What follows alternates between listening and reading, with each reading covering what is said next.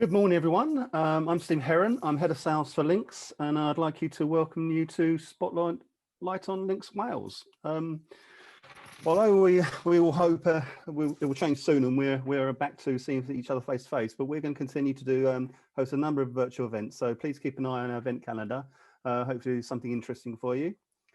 Piece of housekeeping: want the session to be as interactive as possible.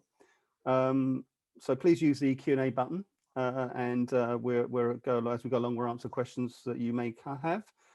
The sessions are being recorded and will be on our Learn with LINX webpage and also a YouTube channel as well. No further ado, I'd like to introduce you to Terry, part of our sales team. He's going to go through the agenda and the reasons for us holding this event. Over to you, Terry. Yeah, good morning all. Hello, Terry Carr here. Today we have some really interesting speakers. We have people from the Welsh Government, we have people from Vantage data centres and partners, and we have people from Spectrum Internet who are key members of the Peering Exchange. First of all, I'd just like to give you a very quick overview. So Holly, you can give us slide, my slide 3, and we'll tell you why peering at LINX is important to us and to everybody else who's on this call. All right, why do we think peering at Wales is important? Well, for some very key principles. LINX Wales was actually founded on the principle of keeping data local. So it is a national exchange. Why not control your internet connectivity locally? LINX Wales is most definitely membership driven. So if you're a member of LINX Wales, you make the decisions on how LINX Wales operates.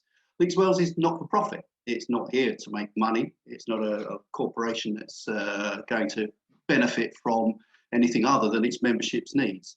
LINX Wales provides very vital local peering, co-location and connection options, and it's all for Welsh business. It's for the Welsh economy. And Welsh businesses are reassured their vital data stays in Wales. It stays safe, it's transparent, you know what we're doing with it, it's assured and it's resilient. And the speakers that follow me are the people that will effectively show you how they are going to use or are using LINX Wales at the moment to guarantee exactly those principles. So if I can have just my very last slide, Holly. This is currently how LINX Wales is set up. It does have some very impressive dual home facilities. It's based within BT Stadium House and within Vantage data centres. And when David from Vantage comes on, he'll tell you just how impressive Vantage are. It really is an incredibly impressive setup now, only getting bigger. We currently have 13 connected customers. However, this spotlight on LINX Wales is effectively our urge to everybody in Wales to start using this. The more people get connected, the more value this exchange adds to Wales and to everybody who's on it. We're currently shifting modest amounts of data. It won't be lost on some people that LINX over in London is shifting quite a lot more than that. But 300 meg regularly, peaked at 1.65 within the last month. It currently shifts 1.55 in the last week, I think. But we've got 5 nines uptime.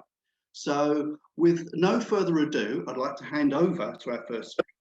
And we have representatives of the Welsh Government who will tell you how important the IX is to the Welsh economy and to Wales in general. So thank you very much, Holly. That's me done.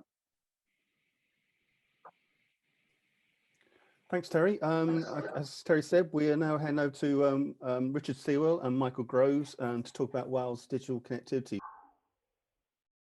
So good morning, everybody. I just want to very briefly, before I hand over to my colleague Richard, just share with you details of a newly published digital strategy for Wales.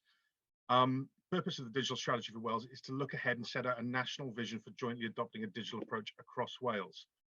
We want to ensure that people in Wales experience modern and efficient public services and that they're supported by good ethical use of data. And we want to stimulate innovation in our economy and support businesses to develop the resilience they need to succeed. We want to provide the people of Wales with the confidence they need to engage in their communities in modern society, and learners of all ages to have knowledge, experience and skills to benefit from an increasingly digital and changing economy. Now, the COVID pandemic has demonstrated the importance of digital in delivering modern services at pace. We've seen digital acting as a major catalyst in adapting to the changes we've faced, and we need to continue with this agile, responsive mindset as the norm and not the exception. Over the past couple of years, we've made huge strides in Wales in developing an ecosystem for this transformation to happen. We've invested heavily in digital infrastructure in Wales, launched and invested in the Centre for Digital Public Services, and we've more recently appointed a new Chief Digital Officer for both local government, as 22 local authorities in Wales, and Welsh Government, with one to follow in the next few months for health. Now, the strategy that I've just mentioned is for all Wales. It's aimed at anyone creating, designing, providing, or using digital tools and services, and identifies a series of priority areas under 6 missions, which, when taken together, aim to accelerate the benefits of digital innovation for people, public services, and across our business community. It's designed to focus change across Wales and brings together the collective efforts of local authorities, academia, community councils, health boards and trusts, education providers, fire and rescue bodies, arm's length bodies, third sector, and social partnerships. It sets out how together we will design and implement better public services, develop the economy, and reduce inequalities. Now, the strategy will deliver the benefits of digital to the people, public services, and businesses of Wales. And we, the Welsh Government, have got a clear leadership role in the delivery of this strategy. But we will not be able to deliver the step change needed across Wales on our own. The ambition described here can only really be delivered through partnership working, collaboration, and coordination, breaking down existing silos in order to support delivery. Now, we've identified these 6 missions in the strategy, and we'll continue to engage across sectors and stakeholder groups to make sure we can get our priorities right and respond to changes during the strategy's lifetime. To make this a reality, we will take a delivery-focused approach. That is why this strategy has been accompanied by a delivery plan with the actions that will achieve the vision set out here. We know that much of our ambition requires a change in culture, and many of our outcomes will only be achieved over the long term. Our delivery plan will therefore be pragmatic and highlighting what we expect to deliver in the short term to progress and support alongside our long-term ambitions. So through supporting activities like remote working, designing public services effectively, using data and infrastructure smartly, and modernizing the technology we can use to support our ambition to reduce carbon usage as a nation as well. Now, I lead on the digital economy activities. You'll see that there are 6 activities listed there as well. So just very briefly before I hand over to my colleague, Richard Sewell, who leads on digital connectivity, you'll see there's 6 key areas of activity we have there. The first one, we set out to try and work more productively with our industrial clusters, equip them more effectively for the 21st century digital society. So we'll be undertaking activities like the creation of digital focus groups that lead and influence various different sectors and industries in Wales. Most crucially to the activities and discussions today, number 2 there, we want to work effectively to establish a thriving ecosystem of both commercial and academic expertise that drives digital innovation and emerging technologies and positions Wales as a digital exporter as well. We want to increase the digital adoption of Welsh businesses across the piece. We're going to build on the activities and lessons learned from activities we've delivered over the last 5 or 6 years. And we also want to ensure that businesses are provided with useful and meaningful cybersecurity support, working with partners in the marketplace to do so. There's going to be a radical shake-up of procurement practices in Wales. The use of e-procurement platforms and various technologies across all public sector bodies will help us with our ambitions in that. And finally, we're going to seek out and explore collaborative opportunities based on the lessons learned of the last 12 months to bring about more effective shared working spaces across public and private sector in Wales, with a target in the order of 30% of the workforce in the nation being able to work effectively and remotely from various locations. Now, I just wanted to give a bit of an introduction to where Wales is from a digital strategy perspective. More relevant to today's discussions, I think, and more pointed would be what Richard, my colleague, has to share with you as the lead for digital connectivity. So I'll leave what I've got to say there and hand over to Richard, if I may. Thanks, Mike. Sorry for the pithy title, folks. I thought when I thought about this this slot, I thought, well, what can I say that'll be of interest to members around Welsh Government's plans in this space? I don't want to be the kind of boring sort of policy mouthpiece, but so I thought I'd have a look at what we've said in the past, and that got me thinking actually that the journey we've been on is the same journey we're still on to some extent. So if I take you back a little bit, I thought it'd be fun to go back to a slide deck that we pulled together into the division back in 2015. And just for some context, 2015 was probably about, at that point, about 9 months after the IX Wales was actually started and launched. So, you know, it's right back at the beginning of the journey to some extent. What was the Welsh Government saying at that time? Well, in terms of the presentation around telecoms infrastructure in South Wales at that time, the bulk of what the government was doing wasn't captured on this space. So the bulk of what the government was doing in that space was around broadband availability. And to be fair, that's probably still where we are to some extent. You know, the conversation of infrastructure in government terms is dominated by broadband availability, mobile connectivity, all that kind of stuff. But there's another side to the coin, which is around making the marketplace that you've got more attractive, more competition, more diversity, better services, all that kind of stuff. And that's where this conversation, this slide deck sort of covers that area. So we're looking for improved choices for businesses, you know, competition leading to better pricing and all that kind of stuff. Also a big play around resilience and disaster recovery, of all that kind of stuff, you know, the importance of data and keeping data safe. So that was a part of the kind of the set of goals we were chasing at that point in time. And back in that time, the Welsh Government dealt with a lot of, you know, had a very sort of sector-focused approach.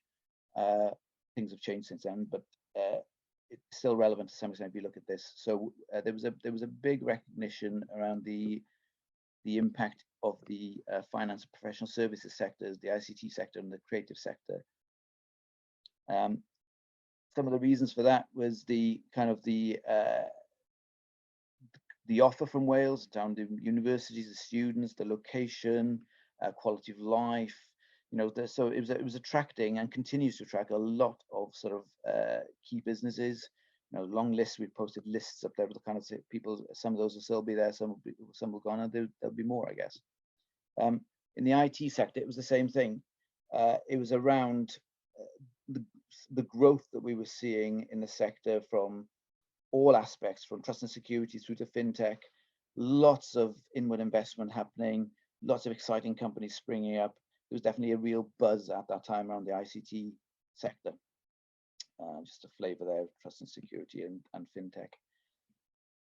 In the film and TV space, in the creative industry sector, again, there were plans, there was talk about the BBC building out a new hub in Cardiff in 2018.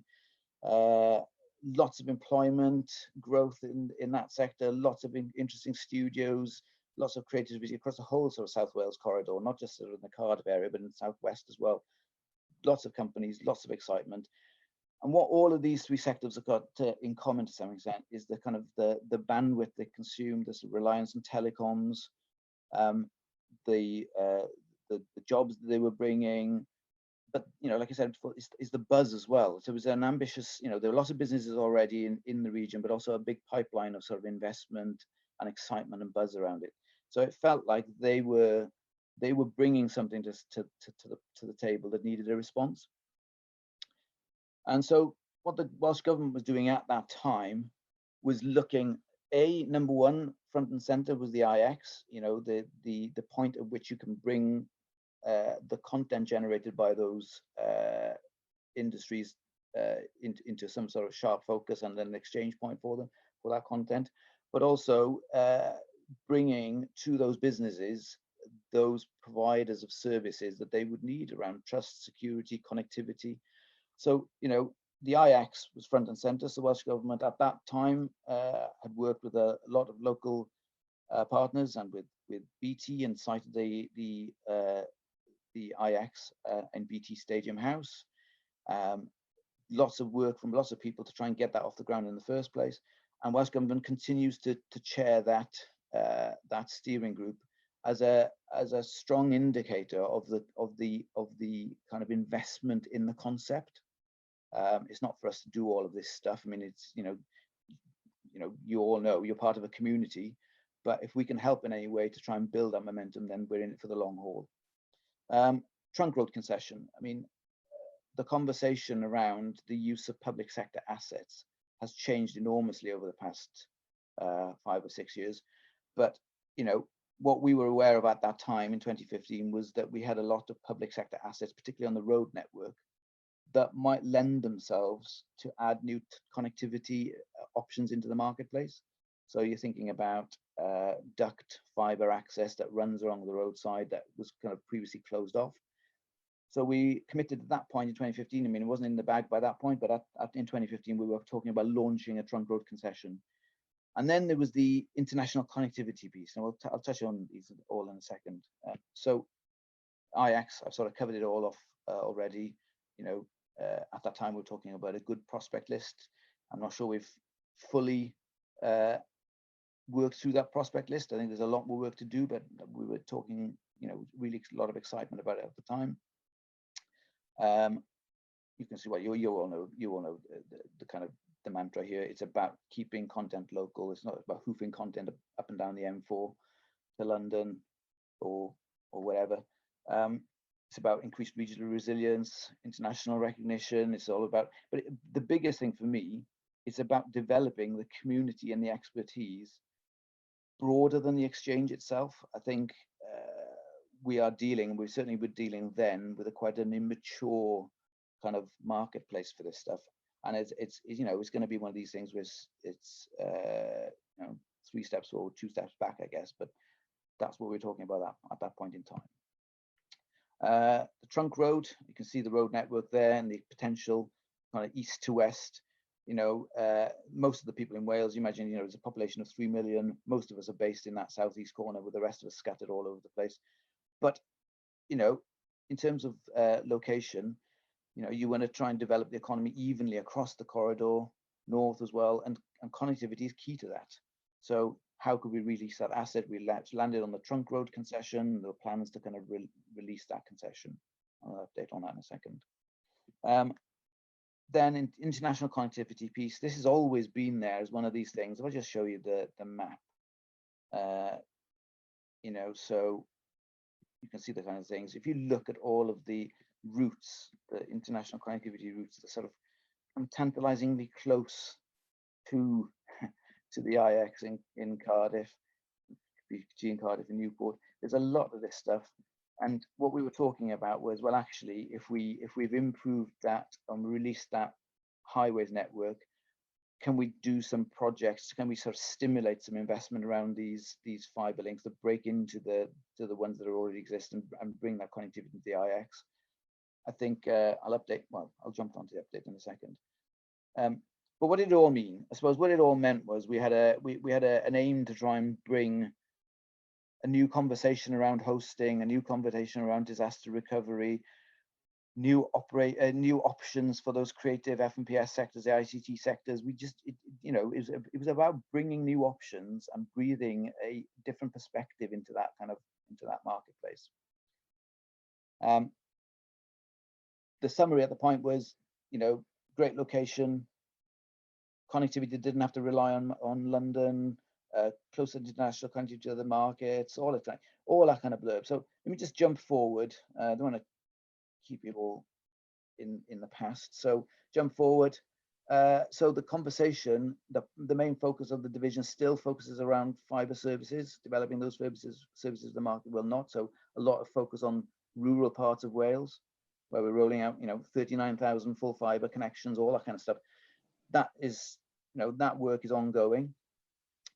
But behind that, you're still seeing those sectors that we were talking about earlier. You're still seeing a lot of growth, exciting news around finance professional services. You know, Metrobank citing its headquarters in Cardiff, the BBC, and the decision in the media a month ago about BBC citing its content hubbing in the, you know, region, moving to regional content hubs. Tech sectors continue to grow exponentially. I mean, you know, things like, I don't know, businesses I'm not sure I understand fully, you know, the fabrication thing in Newport. So, you know, what they call semiconductor plant. You know, there's a lot of that growth is still there. That narrative hasn't changed. The trunk road concession, we did award it. It took us 4 years. It was not an easy process. Awarded in that support, and they're going to be making, well, I'll let Justin talk about their plans in a second. Then you've got we also, through that long process, we identified that actually west of Cardiff, even though there was duct infrastructure there and fibre there, it was not fit for purpose for its primary function, which is the road network, but also any future kind of commercialization and release of that asset. It needs a lot of work. So we're working we landed some investment from DCMS to improve that asset, sinking 12 million quid into that now. That work is underway and will be complete by next year. Transport for Wales was established. The reason that is relevant is because the ownership of the rail assets in parts of the rail network in Wales have switched to Welsh ministers rather than being under the control of Network Rail. That has led to a huge duct and fibre upgrade up the Cardiff Valley lines, with the plan being to release redundant spare capacity to the marketplace. So there's a lot of exciting stuff that's relevant that we're doing. We're working with Cardiff Council. Cardiff Council are opening the ground to lay new cycle lanes and bus lanes and all this kind of stuff. Council used our local broadband fund to improve that asset and put in spare capacity and duct and fibre. So the kind of stuff we were talking about 2015, we're still talking about now. That's the point I'm trying to get to, I guess. We've established a second node of the IX. So rather than a single node in BT Stadium House, as was mentioned earlier by Terry, there's now a second node. So with dark fibre connectivity between the two, this is about a pathway to better resilience and security. And the traditional kind of model would be a third node. So watch this space, I guess. And when the point is right, obviously, in some way away from that, I guess, and probably not a conversation to be having early on, but it's maintaining the vision, isn't it? Also, we've done some funding around the IX to attract new members and all that kind of stuff. And if I wind forward, what we're looking to do is probably do another one of those funding rounds, but this time focused targeting on the content community. This is about focusing on a journey that we started 6 years ago. I sort of liken it to buying a house. We bought our house in 2004 with a 10-year plan and a vision.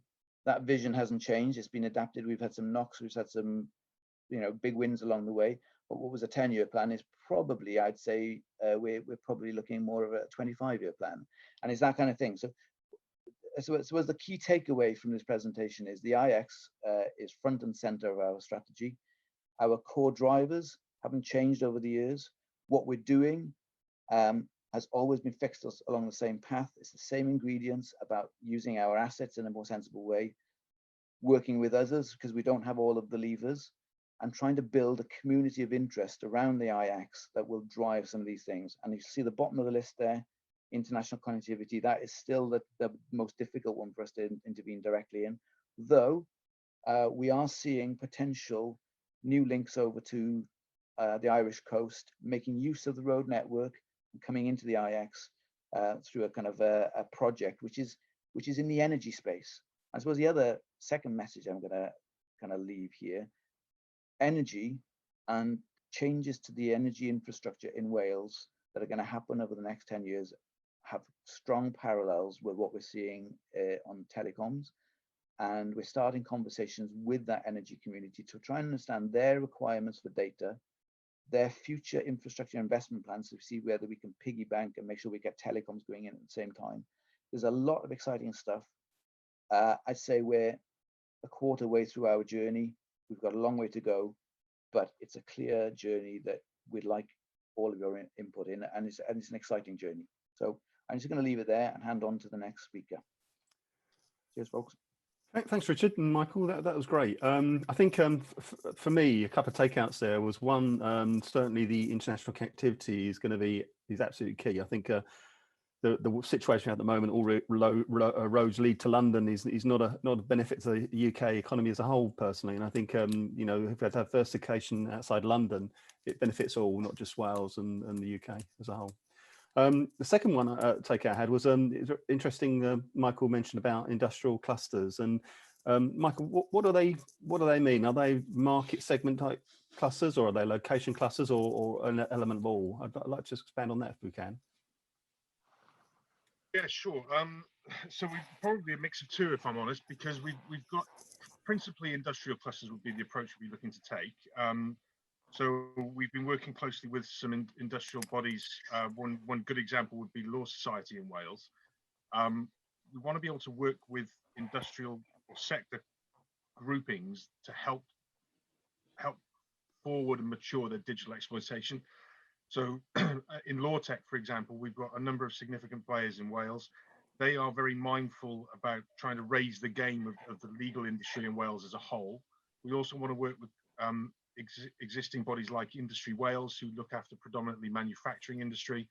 So what we want to be able to do is rather than piecemeal try to help work with different organizations and companies, is work in partnership with those organizations that represent big numbers and groups of organizations, so that we can collectively bring about, I guess, a best practice and a minimum requirement for digital adoption and exploitation.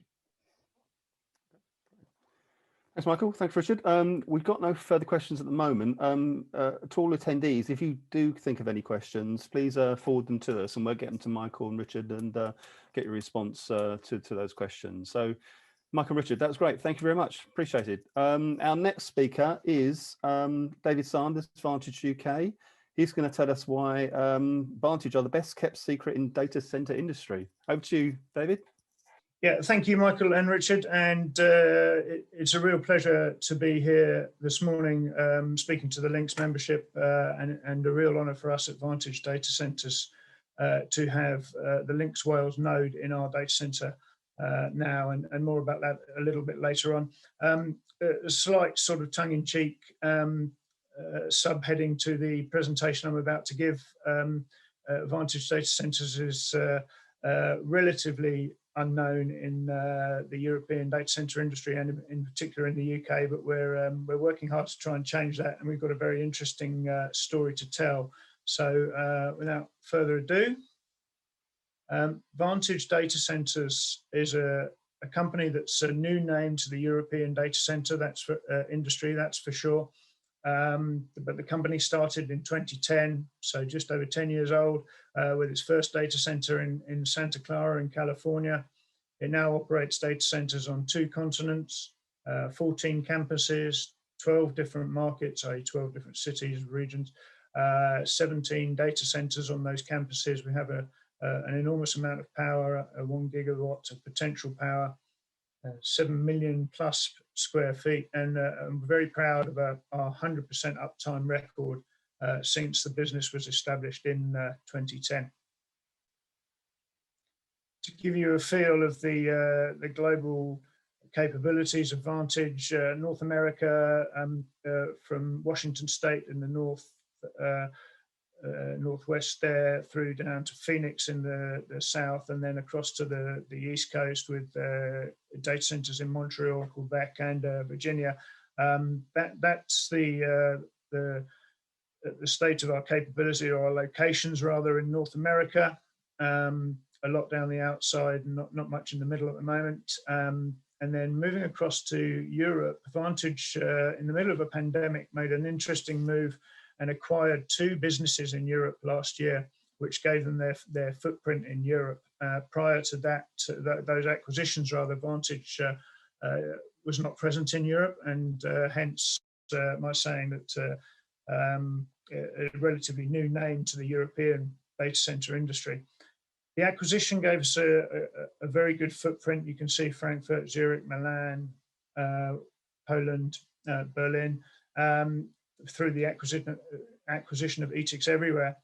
And a name that some people on this call may be more familiar with, Next Generation Data, was also part of that acquisition program, and that gives Vantage a data center presence in Cardiff in the United Kingdom, which is what we're obviously talking about here today.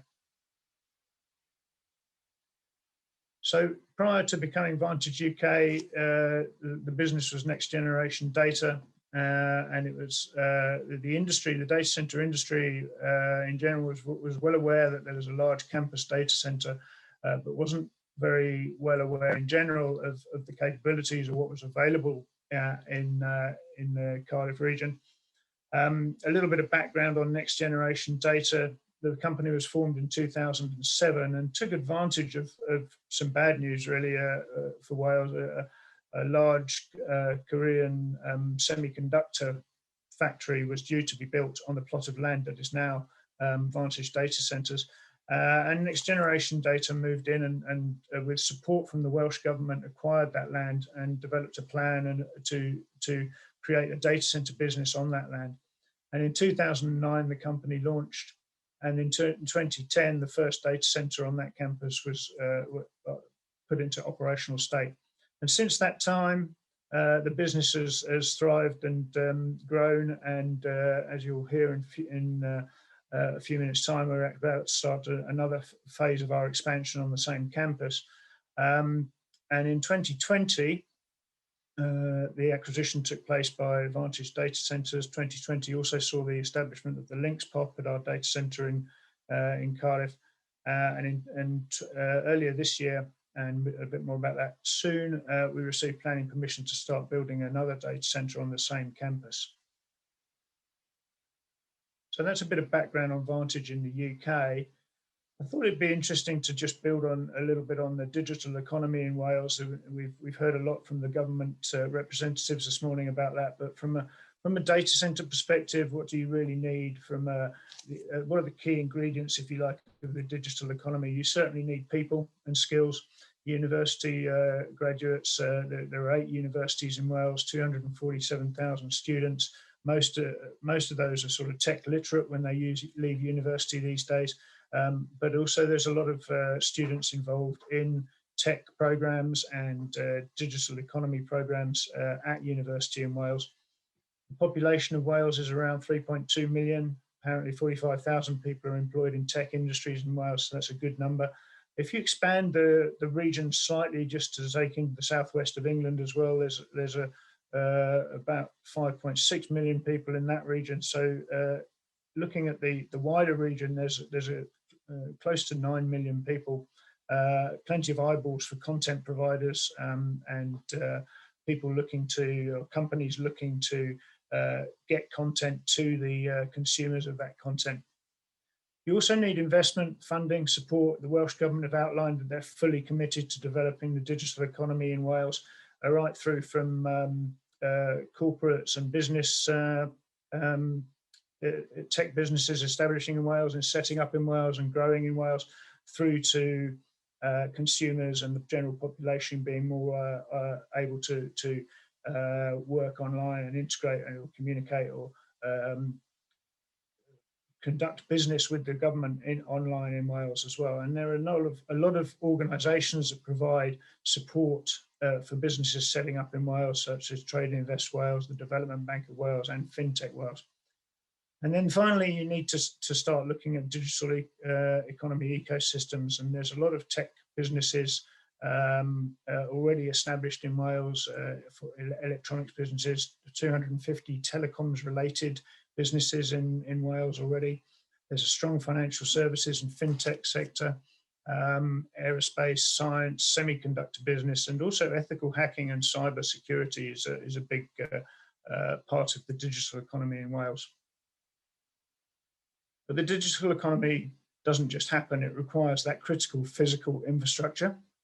And you won't need me to tell you that a lot of people in this country and around the world have had to adapt recently to a new way of working, a new way of living. And the fact that regional data centres in the UK data centre industry have been present and already able to support that change in our living and working patterns has been a key factor to the success of everyone making that adjustment. And obviously you need power, cooling, secure facilities and the telecoms infrastructure in place in order to deliver or support that digital economy. Pre-pandemic, we were starting to see a move to regionalised businesses and government in the UK. So a lot of, as was touched on earlier, a lot of businesses looking to move away from the central London area or the London metro area, and also government offices and departments moving out as well. And as we've heard with organisations like the BBC and Metro Bank already, looking to move into Wales, that's good news for regional business in the UK, that's for sure. And the pandemic has really been a kind of natural accelerant for this process to made businesses realise that they can operate outside of that kind of London metro region. And so Vantage data centres in Wales is very much the foundation stone of the digital economy in the region. So moving on to a little bit more about the actual data centre. Location map here, you can see just outside of Newport, very close to Cardiff. Vantage's naming convention for our campuses is to name them after the nearest international airport. So the campus is referred to as CWL1. You can see from the bottom of this slide, the physical communication links are very close rather. We're very well connected in that respect to international airports, train and road networks. And there's a little place called London, not too far away. This slide gives a good overview of the actual campus, the CWL1 campus. And at present, there are 3 data centres in project there. So the first one, CWL11, it's fully operational, 72 megawatts of power in that data centre. 57 of those are under contract or reserved. There's around 15 megawatts available space in that building. And then CWL12 and CWL13, we have planning permission for those, and they are in progress and due to be completed construction in 2022. And that will give us another large scale, two more large scale data centers on the same campus, CWL12 at 35 megawatts and CWL13 at 40 megawatts. Okay, so it really is the largest data center campus in Europe with a total power capacity of 270 MVA available to us. The data center obviously relies on power, and this is an interesting differentiator here between us and certain other data centers in the UK. Vantage Data Centres has a direct private connection to the UK supergrid. The diagram here shows how power is distributed around the UK, generated in a power station. It's moved through 400 kV substations and onto progressively other smaller substations rather, to reduce the power down to a level where it can be used safely in data centres and other commercial buildings, and also into houses and other such buildings. Most data centres in the UK connect in at the 11 kV substation point, but Vantage actually has its own private substation at the 400 kV level.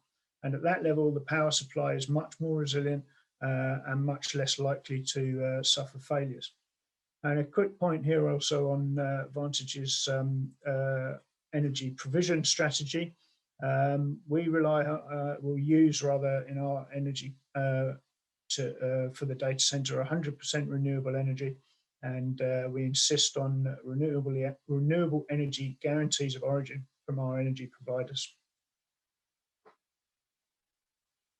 As you'd expect with data center service, it's a highly secure facility, and all of the other data centers that are being developed will also be highly secure.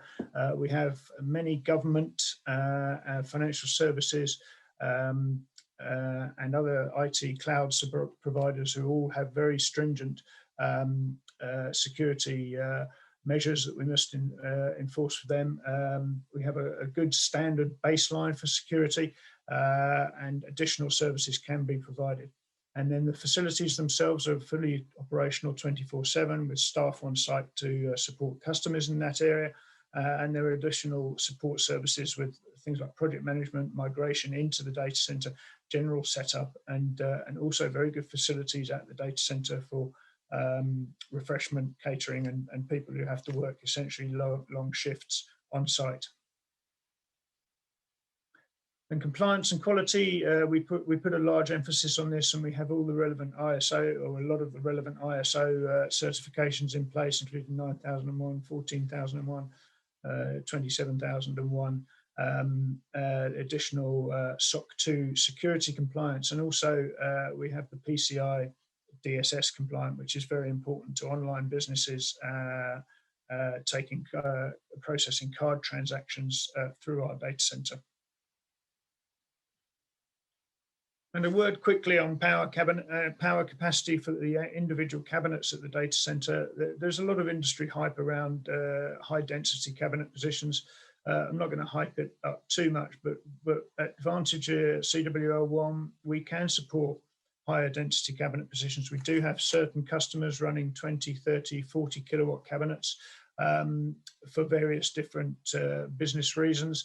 The highest density cabinet we have supported was over 100 kilowatts, and that was quite an interesting project from our point of view and from the client's perspective.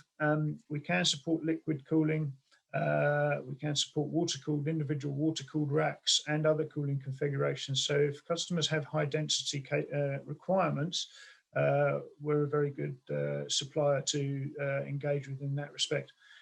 But despite all that, the vast majority of our customers, and this is very much the industry norm as well, are still operating cabinets between 4 and 6 kilowatts.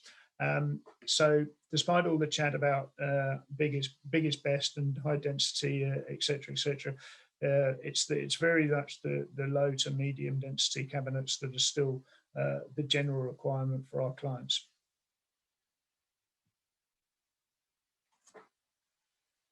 Data center relies very heavily on the telecoms services available from it, and Vantage UK is very well positioned in that respect. Over 15 telecoms providers and connectivity providers, including LINX Wales, obviously, which is the reason we're here today. We're very well positioned as a regional, national and international connectivity hub. You can see on the screen there the logos of the providers that, as a customer of ours, you can contact each of them individually and take as many services as you need from every carrier listed here. We're also working with other carriers and talking to them about potentially establishing a presence at the data center. So that's an area that we're focused on and should hopefully dovetail into the Welsh Government strategy for increasing connectivity options in Wales in the future. So more news on that at a later date. And so in summary, Vantage is very much the foundation stone of the digital economy in Wales and the Southwest England region as well. We are the largest data center campus in Europe, with plenty of space and capacity and future development options. We're very proud to have the LINX Wales network node established in our data center. And we're certain that will further support the development of the digital economy in Wales and the rest of the UK. So our business in Wales is expanding rapidly, and that's all driven by client demand. And we're going to ensure, and we will ensure through our development program, that clients have space to grow with us at Vantage UK. And we're perfectly capable and perfectly happy of supporting clients from 1 kilowatt through to multi-megawatt. So we really do have something for all LINX members at Vantage UK. And just because we make a large point about being the largest data center campus in Europe, it doesn't mean that we're only interested in speaking to clients who may want to buy hundreds of megawatts from us. We're very much not that kind of provider. And so with that, that's the end of my presentation. Here are my contact details. Quite happy to take any questions that people may have at this stage. Brilliant, thanks David, that was great. I think probably not such a secret anymore now. Hopefully not. I particularly like the slide on security slide. Actually, those guys look like had all aspects of security handled. I don't think I'd want to mess with them. That's our boy band. Was it? Right. Okay. I don't think we've got any further questions at the moment on that, but we will leave a session at the end to handle any questions that we need to. Our last speaker is Justin Leese, CTOO Spectrum Internet, and he's going to talk about digital infrastructure for Wales. Justin, over to you, sir. Thank you very much, Stephen. Hopefully you can see my slides.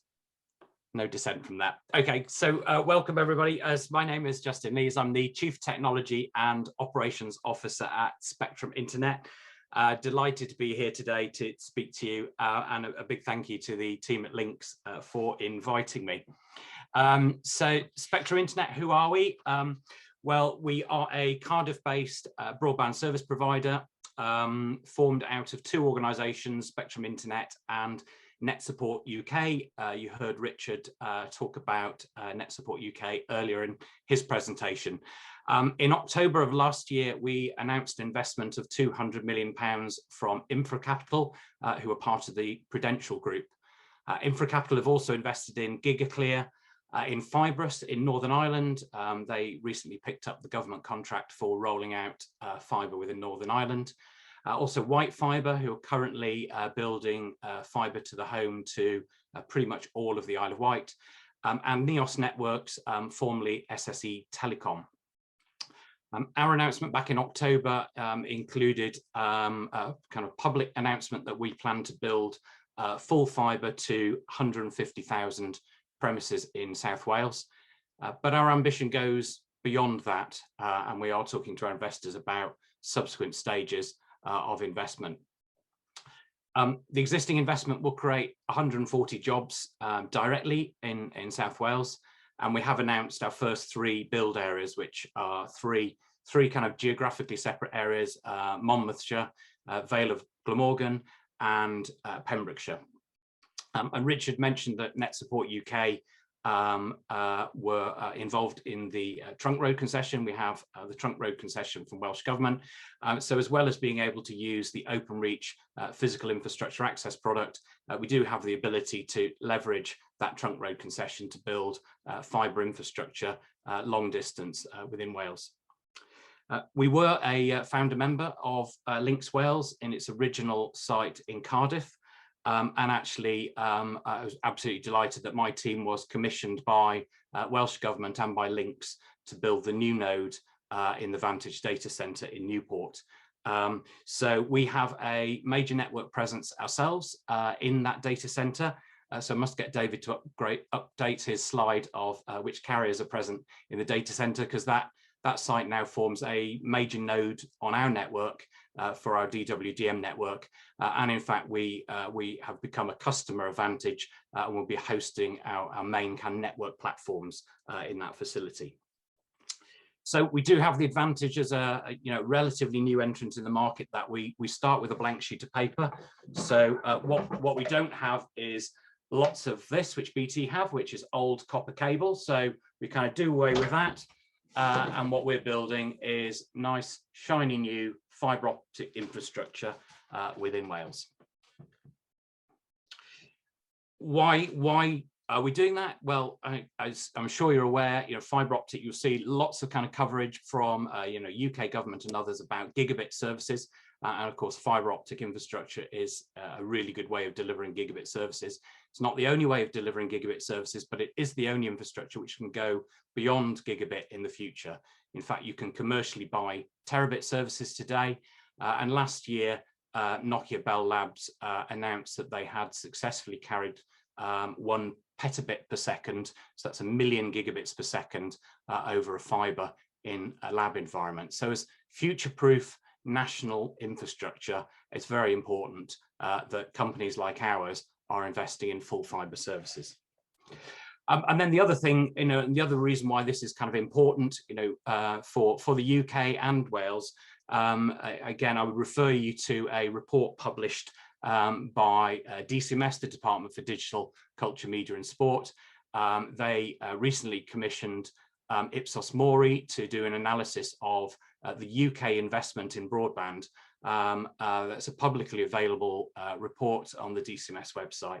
And what they found was that for every pound invested in broadband infrastructure, it delivered benefits in the range of £2.70 to £3.80 for every single pound invested. So, our £200 million investment in Wales, based on that analysis, has the ability to deliver up to £760 million of economic benefit to Wales. So who am I? Well, I've been sort of in this game for quite some time, as you can see from the photo there, where I have considerably more hair and a few less pounds, but about 34 years in this game of building networks in the UK and other parts of the world. And if I go back to kind of those early days when we were building internet infrastructure, so my team built one of the early internet services called Scotland Online, and then subsequently a service called Demon Internet. And back in those days, there was only one internet exchange in the UK, and that was the London Internet Exchange. And at that time, it was only in one site. So, that represented a single point of failure for our connectivity. And also the connectivity at that time was relatively limited at that site. So at the time we were having to invest in our own global connectivity. We had connections to May West on the west coast of the US, May East on the east coast, Frankfurt, Paris, Singapore, and a number of other exchanges. And it was eye-wateringly expensive to be paying for that connectivity. The emergence of additional exchanges in the UK, and I was involved in some of the early business cases for those in Edinburgh and Dublin and Manchester. That really started to improve the resilience of this critical infrastructure.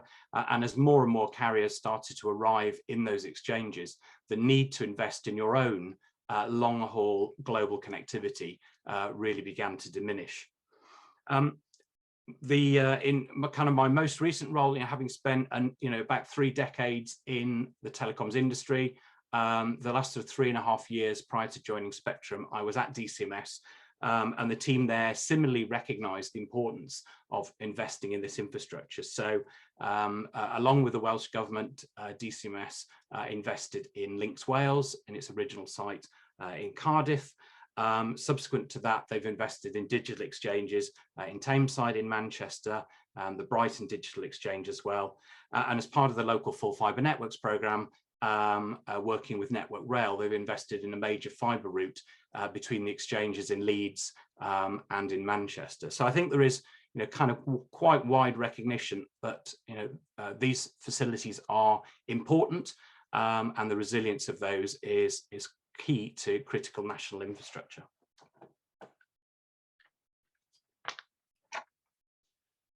And I think when you try to sort of think about why internet exchanges are important, if you think about the investment in infrastructure for normal trading, and then think of trading in a digital context, this is why these facilities are so important. Just like airports, just like ports, just like things like Eurotunnel, these are our digital gateways to connect us to other countries, other parts of the world, to enable us to trade electronically. And if you think about the major investment in other infrastructure to facilitate physical trade, internet exchanges are equally important to facilitate digital trade. And I think the other kind of concept which I always think is quite useful to kind of think about is, if you kind of go back to sort of medieval times when people were growing produce and trying to sell produce individually, they realized that was actually quite an inefficient way of doing business, and quickly realized a more efficient way was to come together on a regular basis at one location in a marketplace and be able to trade and exchange goods. And this is a very similar concept at the internet exchanges. Not only is it the gateway for trading with the rest of the world, it's a place where we can all come together and actually exchange data and exchange information and trade together without having to put individual relationships in place. We can all meet in one place. And it seems somewhat appropriate that we are deeply involved in this and have been a moving force as the UK on the formation of internet exchanges and the growth of internet exchanges. They are, it's almost ironic that if you think the internet underpins some of the largest corporate enterprises in the globe, and yet at the heart of it is a cooperative relationship between content providers, between network operators, cooperating together in a neutral way for mutual benefit. And the UK has always been one of the great movers and shakers in kind of cooperative thinking, with the creation of the Cooperative Wholesale Society in 1863 in Manchester. We've always been a driving force in this. So it's great that at the heart of some of these huge global content brands is this huge global collaboration between network providers and content providers around the globe. Why go regional? Well, look, other countries around the world have invested in the creation of internet exchanges, and Wales is no different. We have the same ambition, which is why we've invested in our own exchange, and which is why we want to see it grow. We see this as part of our critical national infrastructure. And if you think about that early context of the UK in the early days, when there was only one site in London, and we were all rather nervous about that as a single point of failure, well, we had that same scenario in Wales. We wanted to have our own facility, and we wanted that to have greater resilience, hence the investment in creating now a second node. And as Richard hinted at earlier, the ambition may go beyond that. So it's good for Wales. Having multiple regional exchanges is also good for the UK internet infrastructure. It does provide greater resilience. Content providers and network providers can peer and take transit services at now multiple locations, so they don't have single points of failure in their network. And just like those traditional marketplaces, it does create a location that stimulates trade and creates an ecosystem of digital businesses that can grow up around the exchange. And we've certainly seen this with LINX in London and its co-location with large data center facilities, and the same in Manchester, that actually having the ability to host a wider ecosystem with an exchange at the heart of it is a very powerful platform. And I think, as been mentioned by a couple of the speakers previously, the other reason for wanting to have a regional exchange is to keep content and traffic local. Why would we want our businesses and our consumers and public bodies in Wales to have, and all of our citizens within Wales to have to ultimately have their internet connectivity delivered via London or via Manchester, so traffic is going backwards and forwards with sites in England? It just doesn't make sense to have that traffic tromboning around the UK. So it reduces the need for unnecessary long haul traffic, but importantly for the end user, it reduces the latency, the time it takes to transmit data. So ultimately, that gives a better performance for our customers as a network provider, and also better performance for the content providers' customers. So it is a mutually beneficial arrangement for both the operator and the content provider. And finally, looking forwards, we are a Welsh company. We're looking to grow a significant broadband customer base in Wales and Welsh brand. So we will growing presence in LINX Wales. We are active in the process of extending our network into LINX London and LINX Manchester to provide greater resilience for our customers. But we will continue to invest in the infrastructure in LINX Wales. And as I mentioned before, we are one of the infrastructure partners that's been kind of at the heart of building the original facility in Cardiff and its extension into Newport. It's mutually beneficial for us to help LINX Wales grow in stature and importance, attracting other telco memberships to improve connectivity and to attract other content providers. So it benefits our customers, but it also benefits the customers of those other parties as well. And now having our presence in the Vantage data center in Newport means there is actually space for significant content provider hosting that just wasn't available in the BT Exchange facility in Cardiff. So along with the other existing LINX Wales members, we will work hard to encourage other network providers and other content providers to take connectivity into the exchange. So whether that's BBC or Google or Amazon or Netflix, Microsoft Azure, YouTube, Akamai, Cloudflare, doesn't matter. But large content providers taking connectivity into the exchange will improve the experience for broadband customers in Wales. At the end of the day, those customers don't take services from Spectrum just because they want a great internet connection. They take those connections because they want a great content experience. If they're watching a Netflix movie or something like that, that's why they take high capacity fiber services from us.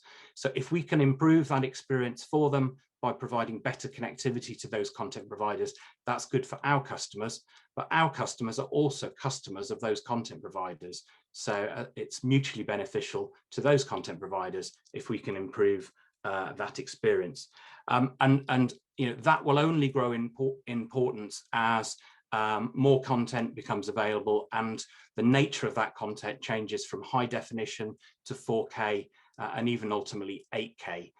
The need for good connectivity and the need for low latency will only grow as it has historically on the internet. So this very much is a mutually beneficial relationship. I think LINX Wales perhaps has got off to a slow start. It's a bit of a slow burner, but that is always the case as new regional exchanges are formed. It takes a while. It's a bit of a kind of chicken and egg scenario. You need good network providers and you need content providers there to make it attractive for other ones to join. So you need to establish a critical mass of people present at the exchange before it really gains traction.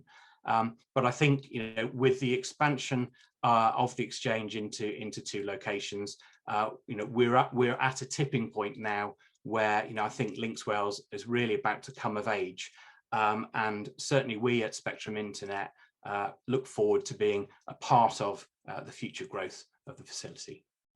So with that, I'll hand back to Stephen, and thank you all for listening. Justin, thank you very much for that. That was very interesting, very, very useful. I think we're running over time, but I think we should spend a bit of time. We've got some questions come in, but just before we do that, I'd like to also mention the fact that part of the objective of holding these events is to try and reignite the steering committee, the LINX Wales steering committee. So if there's anybody sort of interested in looking at being part of that process, then we're very, very welcome to hear from you. Okay. So questions. I'll start from the earliest one. I think there was one that was talking about any thoughts on the international competitiveness of Wales versus the rest of the UK and the world, infrastructure and services. See example EGDI produced by the UN. I can't really go into that link at the moment, but in general terms, guys from Welsh Government, where do you see Wales in terms of competitiveness? Hi there, Michael here. So Richard unfortunately had to leave us, so I will attempt to try and fill in some gaps with connectivity. As far as international competitiveness, I think Wales has a lot to offer. We are significantly more attractive from a cost perspective than other parts of the UK when it comes to being able to host and provide the industry with location and site. Our aspiration is very much to become much more of a digital exporter. We're seeing interest from various aspects of the industry that want to increase their investments in Wales, or actually maybe start additional investment in Wales, and Vantage is a prime example of that.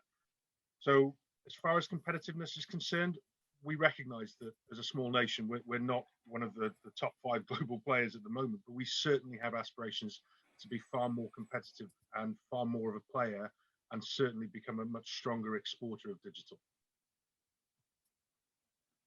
Thanks, Michael.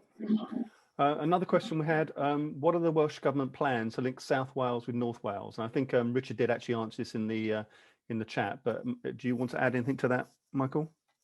I'm just trying to remind myself of Richard's response. Richard is better positioned to be able to respond to that. Okay. I think what he said there was, obviously we've got a 2-part approach. We've got asset in North Wales, which is going to return to public ownership after having been subcontracted out for some years. The trunk road concession, duct and fibre activities will certainly make a significant change to the north-south connectivity agenda. Okay, great.